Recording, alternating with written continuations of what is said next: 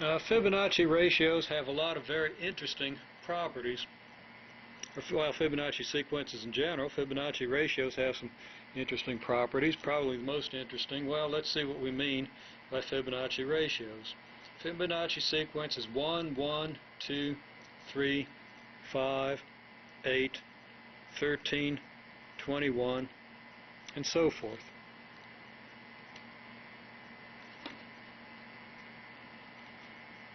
Now, let's see. 1 divided by 1 is 1. So we're going to say the ratio of the second term to the first in the Fibonacci sequence is 1. 2 divided by 1 is 2. So the ratio here is 2. 3 divided by 2 is 1.5. So 3 divided by 2 is 1.5. Then, without actually writing down what the ratio, what the division is, because you should see the pattern by now, 5 divided by 3, well, why don't you continue that? Pause and continue. Punch those buttons out in your calculator, write it down, and see what you get. Okay, hopefully you've done that. We get 1.66 repeating here. We get 1.625 here. We get, I'm sorry, this is 1.600. This one's 1.625. And let me fix that. So I'll just write that as 1.6 with the zeros understood. And 21 divided by 13 is 1.6, let's see, 13 into 80 is going to give you 2, so that's 1, and it's going to be into 70, so it's going to be 5, so it's about 1.615. Okay, so these are the ratios of the Fibonacci sequence. Let's note a couple of properties of these ratios. In the first place, the next number in the sequence is always in between the last two, isn't it? So that 1.615 is in between 1.6 and 1.625. 1.625 lies in between these two numbers. This number lies in between these two, and so forth. And in fact, after a certain point, let's say after this point, these two numbers, 1.5 and 1.66 bar, squeeze all the remaining numbers in between. In between 1.66 bar and 1.66, you have all the remaining numbers. Now, I haven't written all the remaining numbers, but these numbers get closer together and they keep alternating larger, lesser, larger, lesser, larger, lesser. And from that, we see that these terms are getting squeezed together.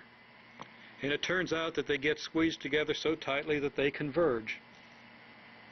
Okay, so the ratios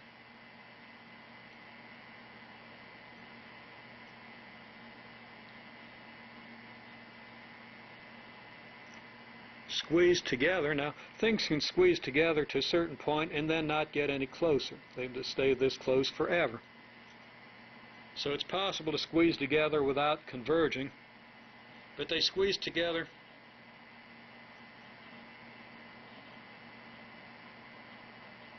so closely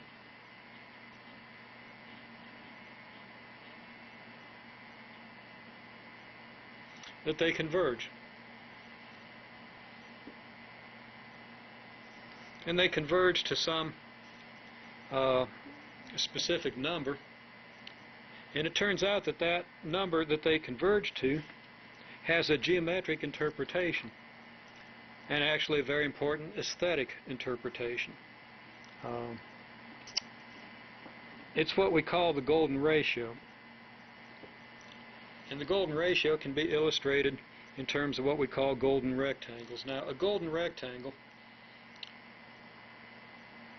has a certain property.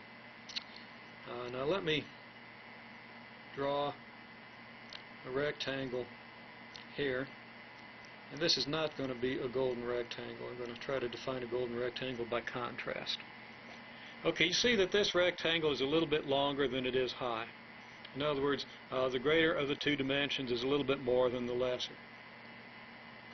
Now, if I construct a square inside of this rectangle by taking this side and swinging it down here, my square is going to look something like this. Okay? And that divides the big rectangle into two smaller rectangles. Now the question is the smaller rectangle, does the smaller rectangle have the same shape as the bigger rectangle? Obviously it's smaller, but it doesn't have the same shape. For example, I can draw two rectangles, let's say one here and one here. They have the same shape and the same size, or they're supposed to have the same shape and the same size. I'm sure I didn't draw them precisely enough to really claim that they actually do. It's very plausible that this rectangle is just a scaled up version of this one or this one. Maybe not. Maybe it's a little too high for its width. Maybe it needs to be a little bit shorter. But we can see that it's possible to have a larger rectangle that does have the same shape as the smaller. Now, let's look at this small rectangle.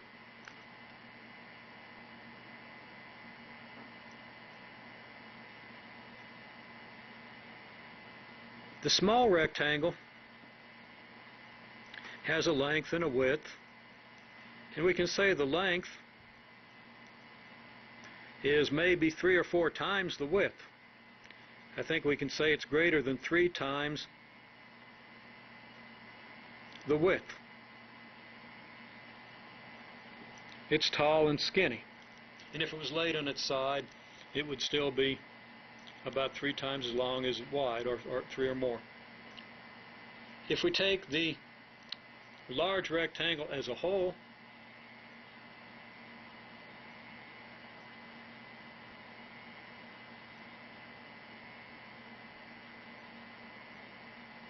is the length as much as 3 times the width?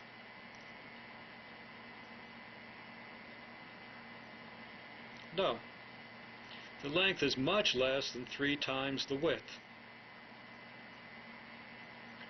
They don't have the same shape.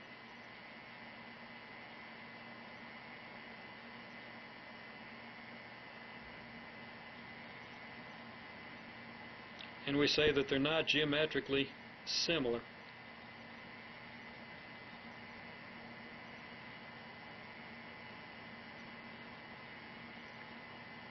Now, what would we have to do in order to make this work a little better? Okay, this rectangle is too skinny. How could we make it so that this rectangle would be a little bit fatter? Well, we could make the big rectangle a little bit longer. So let's try again. Let's try to make the big rectangle somewhat longer.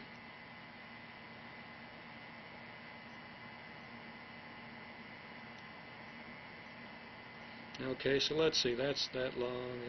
That's over twice as long as it is wide. Now, if we cut off a square on this one, then the other rectangle is almost a square. Now, it should be obvious that on the large one, the length is more than 2 times the width. On the small one, this is a square here. Let's label this one a square. Okay, labeled the square up here, labeled it down here. The small rectangle, the length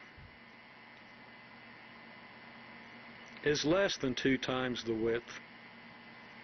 So that the small rectangle is kind of too fat to be similar to the original large rectangle, which is too thin. Now, if we manage to get it just right,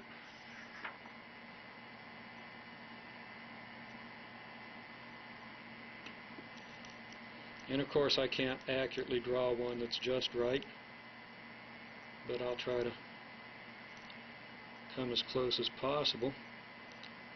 It may be a little bit too fat, but we're going to pretend anyway. Okay, here's our square.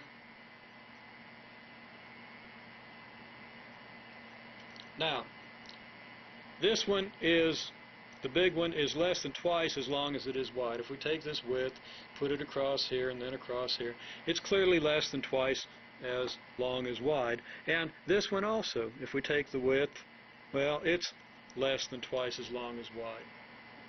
So,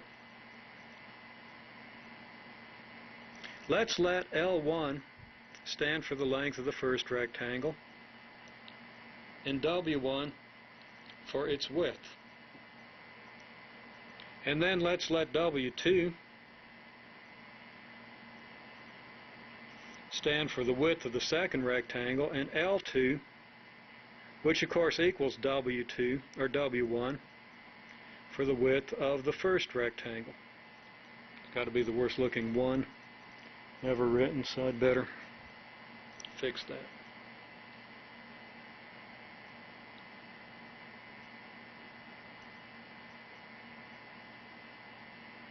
Now, if we just eyeball these things, we might think, well, let's see, it looks like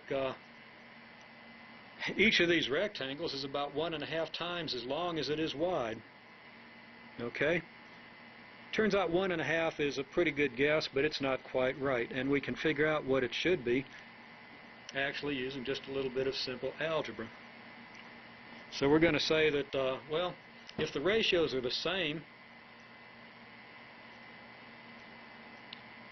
L1 over W1 ought to equal L2 over W2. Now remember, on some of the previous rectangles, for this skinny rectangle, we said L1 over W1 would be about 3 or more, whereas that would be L2 over W2, and L1 over W1 wasn't nearly that big. So the condition that we're looking for is that they're the same. Now, if this is true, since L2 equals L1, we see that L1 over W1 equals W1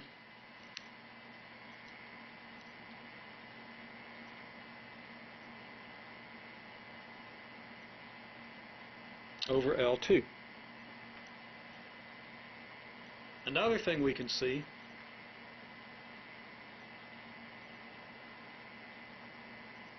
it should be W1 over W2. We have a W in the denominator here, not an L. Something wasn't looking right there. Okay. So we have L1 over W1 should equal W1 over W2. But the other thing is that if this is W1, then so is this, right?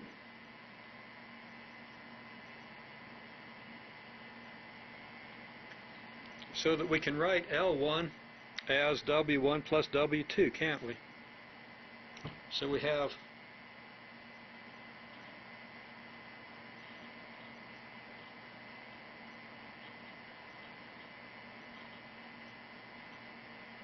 this.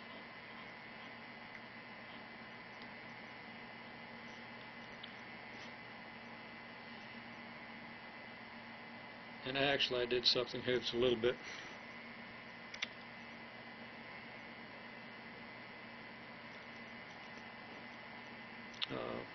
maybe a little bit misleading, because of course W1 is just W1 and W2 is the width of the second, and really W1 over W2 is the ratio that we're looking for. And W1 over W2 is just the same as L2 over W2. In any case, we're going to keep it with these two variables. It'll work, and we'll have to do substitution at the end. And that was rather clumsy of me, but I'm going to go ahead and leave it this way. Okay, if we multiply both sides by W1 times W2, we end up with W1 plus W1 times W2 equals W1 squared.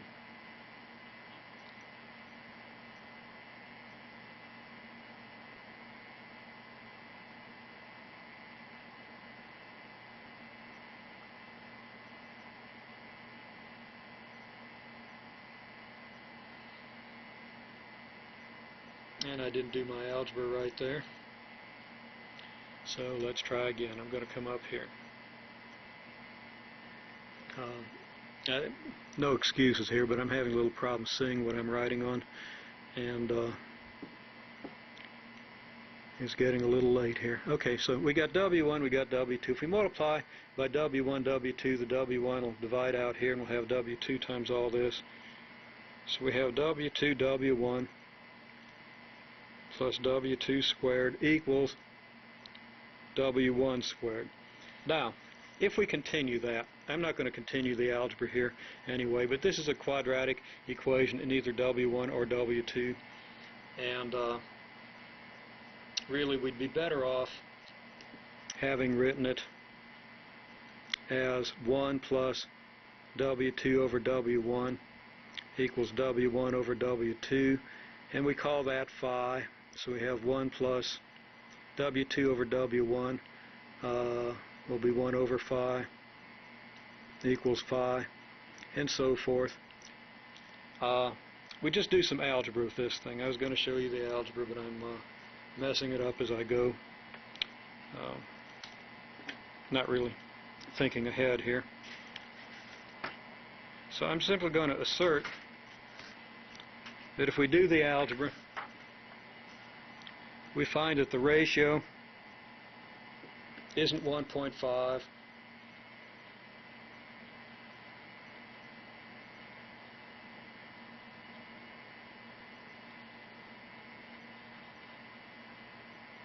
It's 1 plus the square root of 5 over 2, which is approximately 1.618, but there are a lot more decimals after that, an infinite number of decimals. Okay, this is called the golden ratio, and the ratios of the Fibonacci sequence approach the golden ratio